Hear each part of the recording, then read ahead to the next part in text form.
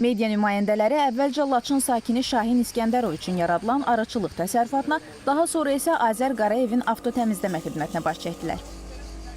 50 yeşdən yuxarı təsərrüfatım var. Bu illəri yaxşı olubdur, məhsul götürmüşük. Bu məhsulu satmaqda biraz problemlərimiz var. 20 yeşik vermişdilər, indi 50-ni keçmişəm. Jurnalistlər müharibə veteranının ailə üzvü Ramin Həsənov üçün yaradılan dönərxana ilə də tanış oldular. Müxtəlif cür avadanlıqlardan təmin elədilər mənə. Dönər aparatı, soyuducu, ət saxlamaq üçün soyuducu, toster, fritur, müəyyən avadanlıqlara, mən stol təmin elədilər. Mən bundan çox razıyam. Mənim üçün böyük bir dəstək oldu, böyük bir kömək oldu ki, mən bu işi böyütməyə nail ola bildim yəni. Agentliyin verdiyi məlumata görə, işğaldan azad edilmiş ərazilərə köçürülən sakinlərin məşğulluğunun təmin edilməsi istiqamətində aktiv məşğulluq proqramları davamlı həyata keçirilir.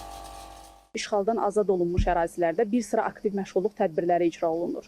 Bunlar vətəndaşların münasib işlərlə təmin olunmaları, özünü məşğulluq proqramının icrası, peşə hazırlığı kurslarının təşkili, əmək yarmarkaları və digər istiqamətlərdir. Qeyd edeyim ki, Dövlət Məşğulluq Agentliyi tərəfindən artıq Laçın rayonunda 90-a yaxın şəxs özünü məşğulluq proqramına cəlb edilib və kənd təsərrüfatı istehsal xidmət istiqamətləri üzrə aktivlərlə təmin olunaraq öz işlərini qurublar.